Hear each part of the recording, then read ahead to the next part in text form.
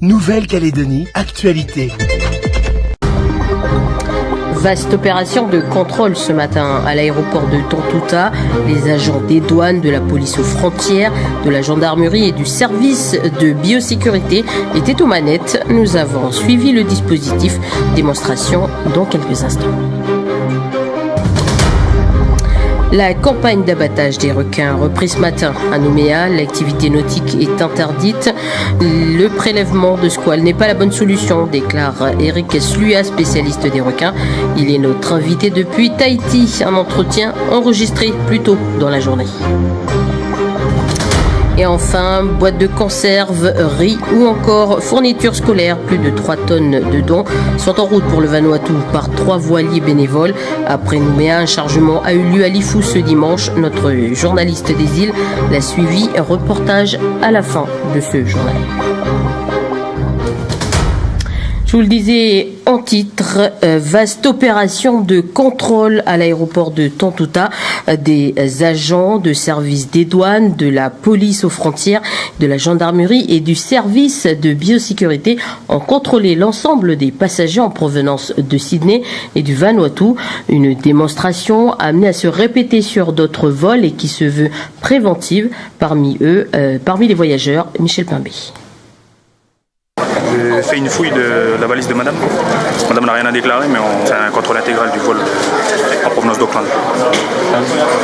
Tout ce qui serait prohibé, et en matière de marchandises non prohibées, tout ce qui serait au-dessus des franchises voyageurs en termes de tabac, alcool, et en franchise valeur, tout ce qui serait au-dessus de 30 000 francs que madame n'aurait pas déclaré. Un contrôle effectué à 100%. C'est la deuxième fois que le contrôle intégral est mis en place à l'aéroport de Tontouta. Durant 2 heures, les passagers en provenance de Auckland, de Sydney et du Vanuatu ont été contrôlés exhaustivement. L'avion, le fret et les bagages, tout est passé au crible. Ça rentre dans le cadre d'une action qui nous est demandée par Monsieur le Haut-Commissaire en matière de lutte contre les trafics de produits stupéfiants. Donc c'est ça l'objectif premier. Et on a aussi à l'idée de surveiller les flux monétaires qui pourraient correspondre au trafic de produits stupéfiants qui rentrent sur le territoire. Une opération de grande envergure mobilisant près de 80 personnes du service des douanes, de la police aux frontières, de la gendarmerie et du service de la biosécurité. Ici, au départ, ou encore ici, à l'arrivée, sur les 13 tables de contrôle, les douaniers et agents de la biosécurité scrutent minutieusement l'intégralité des bagages. C'est un miel qui vient d'où? Du Québec. On regarde s'il y a de la nourriture, qu'est-ce que c'est, et par exemple le miel, la provenance, si c'est autorisé ou non. Au fret, des milliers de colis transitent chaque année. Un lieu stratégique pour lutter contre la drogue et les contrefaçons. Mondialement, le courrier est le premier moyen d'importation des contrefaçons. Ici, l'ensemble des colis au sol vont être contrôlés par un chien renifleur. Ensuite, les douaniers procèdent à l'ouverture des colis. On est en train d'identifier les enveloppes pour voir si à l'intérieur il y a des stupéfiants ou des produits interdits. Cette opération 100% contrôle, mobilisant les services de l'État et du gouvernement, sera reconduite régulièrement dans le domaine maritime, aérien et postal pour lutter contre la fraude et les grands trafics internationaux. En bref, un Calédonien se serait noyé dans la Seine à Paris, en France, lors d'une bagarre, selon le journal Le Parisien. Les faits se sont déroulés dans la nuit de samedi à dimanche. Le corps du jeune de 23 ans n'a pas été retrouvé pour l'instant. 6 personnes seraient suspectées d'homicide involontaire. Une enquête est en cours. Direction la Polynésie, cette fois-ci, où s'est tenu aujourd'hui le premier tour des élections territoriales. Le parti, le Tapura Atira, de l'actuelle majorité portée par Edouard Fritsch, sort de 3 années difficiles politiquement, économiquement, entre la crise sanitaire, la guerre en Ukraine et l'inflation. Affaibli, il trouve face à lui le parti indépendantiste Tavini. À 17h, heure polynésienne, le taux de participation s'élevait à 50,74% d'après le Haut Commissariat. Dans les Tuamotu, où des premiers résultats partiels sont tombés, ce sont donc effectivement les deux parties qui arrivent en tête. Les résultats définitifs devraient être connus plus tard dans la soirée. La campagne de régulation de requins, tigres et bulldogs a commencé ce matin dans les baies de Nouméa, un sujet abordé dans votre œil de la rédaction.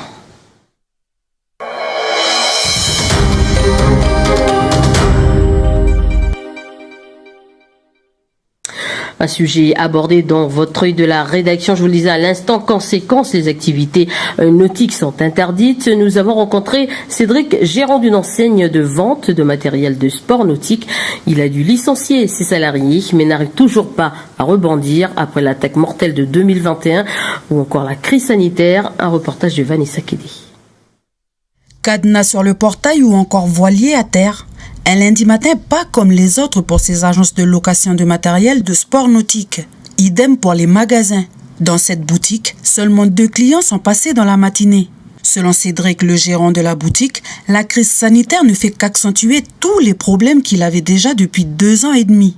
C'est-à-dire l'attaque mortelle en 2021 et la crise sanitaire. La campagne de régulation de requins, tigres et bulldogs qui a débuté aujourd'hui n'arrange pas sa situation économique. J'ai compté, on va fermer l'accès au sport nautique pendant 81 jours, soit près de 3 mois. Hein. Ça veut dire un tiers du temps jusqu'à la fin de l'année. Hein. Alors déjà qu'aujourd'hui, l'activité n'est pas folle, on peut dire que je suis vraiment inquiet pour ces périodes chaque mois qui vont se produire pendant 10 jours. Hein. Aujourd'hui, je suis en train de réfléchir pour réinventer le magasin parce que malheureusement, on n'a aucune visibilité. Hein. Donc, je ne peux pas continuer dans cette situation-là. Pour pallier les difficultés économiques des acteurs du monde nautique, la province sud a lancé un plan d'aide d'urgence. Il concerne les associations de loisirs nautiques. 15 dossiers ont déjà été déposés.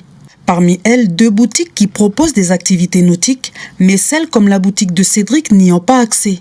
Une disposition qui peut changer, selon Gilles Brial. Quand on a voté le texte à l'Assemblée de la province, on a mis une délibération qui nous permet de la modifier en exécutif. Et donc, c'est ce qu'on fera pour pouvoir l'adapter. Encore une fois, l'objectif, c'est que vraiment ceux qui sont impactés par ces interdictions de baignade ou l'utilisation des plans d'eau puissent être compensés sur ces périodes-là. Et donc, s'il faut modifier la délibération, on la modifiera. La campagne a commencé aujourd'hui et durera 10 jours. Elle reprendra le lundi 15 mai jusqu'au mercredi 24 mai inclus. Il y aura des abattages tous les mois pendant 10 jours jusqu'en décembre. Selon la mairie de Nouméa, depuis le début de l'année, une 40aine de requins a été prélevée. Et pour en parler ce soir, Eric Clua, professeur à l'école pratique des hautes études, spécialiste des requins. Bonsoir et merci d'être avec nous. Bonsoir. Alors ce matin, les campagnes d'abattage ont repris, 8 au total d'ici la fin de l'année. Les pêches se font non loin des zones d'activité humaine. La pêche à la ligne avec de gros appâts par exemple, est-ce que ce n'est pas justement un moyen d'attirer encore plus de requins et de les sédentariser davantage? Qu'en pensez-vous? Alors selon moi, le problème, si vous voulez, il n'est pas là. C'est-à-dire qu'il n'est pas sur ces pêches, je dirais, préventives, sachant que sur le fond, elles ne font que révéler la présence des requins. C'est-à-dire que les requins sont déjà là. Donc je ne pense pas que le fait qu'il y ait des appâts attire particulièrement ou sédentarise, comme les gens le craignent, si vous voulez, les requins. Les requins, ils sont là, ils bougent en général, ils sont pas fixes à l'échelle parfois de plusieurs kilomètres sur une même journée. Donc je pense que le problème, il n'est pas là. Pour moi, le problème, si vous voulez, de ces pêches, c'est qu'elles sont inutiles et contre-productives. Alors, en particulier inutiles parce que les 2 dernières morsures qu'il y a eu sur Nouméa, selon moi, répondent à la définition d'un cluster, c'est-à-dire un endroit où un seul et même requin a mordu plusieurs fois. À la fois, donc, une dame qui, heureusement, en a réchappé et ensuite ce malheureux touriste australien. Et il s'agissait d'un requin bulldog qui, par chance, je dirais, a été attrapé. Donc, donc les pêches sont aujourd'hui inutiles parce que selon moi, le requin qui posait problème n'existe plus. Malheureusement, il y a eu, je pense, une mauvaise identification quand on a déclaré que la deuxième morsure de l'Australien était liée à un requin-tigre, ce qui évidemment jette le trouble, hein, puisqu'on pense qu'il y a un problème avec à la fois les bulldogs et les tigres, et ça justifie ces pêches qui, selon moi, actuellement n'ont plus aucune raison d'être, c'est-à-dire que Nouméa est tranquille pour des semaines et des mois concernant le risque requin. La solution envisagée est aussi d'installer des filets anti-requins autour de certaines plages. Qu'en pensez-vous? Est-ce que actuellement ce serait une bonne solution ou pas? Alors, les filets de protection peuvent être une solution intéressante et efficace à condition qu'ils soient, je dirais, bien pensés, c'est-à-dire qu'ils n'entraînent pas ce qu'on appelle du bycatch, c'est-à-dire des prises accessoires. Donc, il faut que ces filets empêchent les requins d'atteindre une zone où les gens seront évidemment protégés, mais il ne faut pas que ces filets soient délétères, c'est-à-dire tuent soit d'autres espèces de requins complètement inoffensifs, soit d'autres animaux, hein, ça peut être des tortues ou ce genre de choses. Bref, oui au filet, mais attention, pas n'importe quel filet. Et par ailleurs, il faut savoir que si c'est une solution très efficace, c'est malheureusement une solution qui est extrêmement coûteuse et qui, selon moi, serait largement compensée par d'autres mesures, je dirais, beaucoup moins drastiques et qui ne seraient pas forcément plus chères. Une solution donc, est-ce que vous pouvez nous donner un exemple, s'il vous plaît? Alors, ça fait plusieurs années que je préconise la recherche et le retrait, je dirais, chirurgical de ces animaux à problème. Il y a une solution aujourd'hui que j'appelle APRIN. Donc, A, ça veut dire accident, c'est-à-dire que lors de l'accident, on fait un prélèvement qui permet d'avoir la génétique, le profil génétique du requin. P, c'est le protocole qu'on met en place dans les heures qui suivent et qui repose sur le fait qu'on pêche des requins, mais qu'on cherche spécifiquement le requin qui a mordu en faisant des échographies de l'estomac pour voir s'il y a des os dedans. Et s'il y a des os, évidemment, on sacrifie le requin, mais s'il n'y a pas d'os, on relâche le requin. R, c'est renseignement, c'est-à-dire qu'on continue de façon chronique et régulière et discrète quelque part. On pêche des requins, mais pas pour les tuer, on les pêche pour avoir leur profil génétique et être capable de les reconnaître visuellement, c'est-à-dire qu'on les marque. Ensuite, il y a la phase I, c'est l'identification. Quand on a une morsure et qu'on a le profil génétique du requin, ben, s'il est dans la base de données, ce qui est fort probable, on reconnaît ces requins-là. Et N, c'est la neutralisation spécifique de ce requin. C'est-à-dire qu'on pourrait avoir ce programme qui pourrait évidemment être sur plusieurs mois, plusieurs années, qui serait un programme de forme, mais qui permettrait aux humains, je dirais, quasiment de vivre normalement. On aurait un fichier S de ces requins singuliers et on éliminerait que le requin, je dirais, qui dérape le moment venu, et ça permettrait évidemment de vivre plus en harmonie avec les requins. Alors, pour terminer, qui dit campagne de prélèvement dit interdiction totale d'activité nautique dans la zone. Vous l'avez dit, cela crée un climat anxiogène à répétition.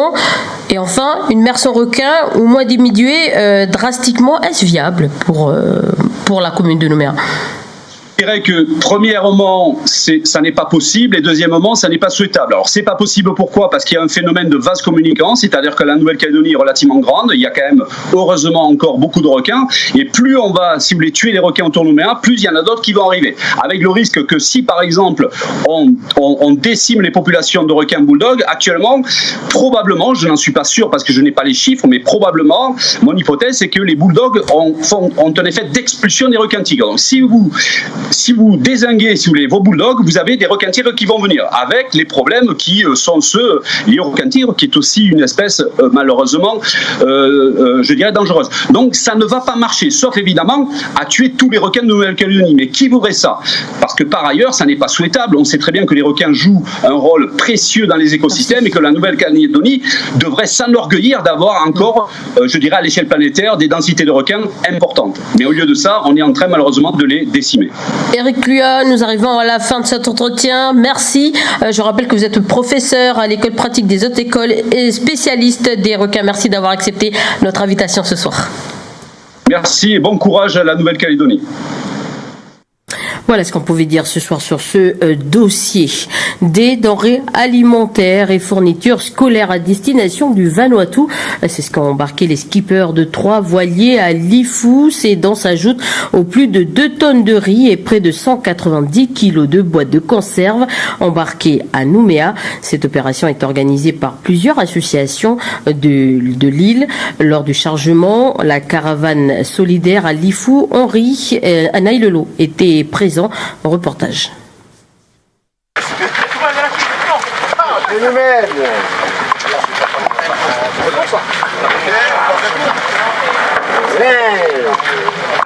C'est toujours dans une ambiance bon enfant que les habitants de Djehou ont embarqué hier les restants de marchandises contenus dans une petite fourgonnette de la commune de Lifou. Arrivés à 1 heure d'intervalle, les 3 voiliers ont repris leur expédition ce matin, destination l'île d'Eratom. Une belle aventure pour les généreux skippers. Ici, on a un restant, un reliquat à prendre, c'est pour ça qu'on est venu ici, à se dispatcher sur les bateaux, parce que les bateaux sont déjà bien pleins. Et donc on va charger le restant ici à Lifou. On m'a dit à peu près 1,5 mètre cube à charger. On est tous contents de faire ce qu'on fait et de donner un coup de main et de participer à tout ça. C'est vraiment une belle aventure pour nous. Yo. C'est du liquide de refroidissement? C'est de la menthe à l'eau. C'est bon. On a fait des collectes, on a fait des activités pour faire des rentrées d'argent, pour pouvoir acheter après des denrées alimentaires et puis aussi pour emmener les marchandises au Vanuatu. Il y a une très grosse participation des gens de Lifou sur cette collecte et donc voilà, des fournitures scolaires, des marchandises alimentaires, etc. Hier, 2 représentants de la commune de Lifou se sont envolés vers le Vanuatu pour rencontrer les autorités sur place. Mais l'objectif premier de cette opération, c'est de rencontrer directement la population. D'habitude, quand on fait des aides, on fait intervenir des gens comme la Croix-Rouge, tout ça, etc. Mais là, en fait, l'idée, c'est d'aller directement voir la population sur place, parce que c'est à côté, le Vanuatu. Et puis l'idée, c'était de pouvoir aller directement chez nos frères vanuatais. L'arrivée des 3 voiliers sur l'île d'Eratom est prévue demain mardi aux alentours de 12 h. Et du sport pour refermer ce journal. Le week-end dernier, l'association de 4x4 Double Pont était de sortie. Samedi, balade sur la route de Nérin entre Bourail et Poya, puis dimanche sur la mérétrice entre la forêt d'Ougne et Wegwa. Une sortie qui a donné du fil à retordre aux 6 équipages et qu'a suivi Natacha Ogui. On regarde cet extrait. C'est la première vraie difficulté. Ouais. Et voilà, avec le club Double Pont, on a décidé d'essayer cette route. Voilà, c'est parti. Voilà, il a pâté bien loin. Là. Donc il n'y a pas besoin, là l'eau ne peut pas rentrer dans la voiture. Là. Donc c'est le jeu. Hein. Non, mais bon, il va avancer là, ça y est, la côté dur. C'est bon. C'est bon. Donc là, il a calé en plein dans l'eau là. Donc il y a de l'eau déjà qui rentre, mais on ne sait pas pourquoi il a calé. Est-ce que c'est parce que c'est l'échappement qui s'est bouché avec l'eau, il n'a pas assez accéléré, ou alors c'est de l'eau pire qui est rentrée par le schnorkel, une fuite peut-être dans le schnorkel et que ça aurait peut-être fait caler le moteur. Là c'est plus grave. Un diagnostic, docteur. Outremernews.fr, le site de l'actualité Outre-mer, 24 h sur 24 et 7 jours sur 7. Retrouvez la chaîne Outremer News sur YouTube.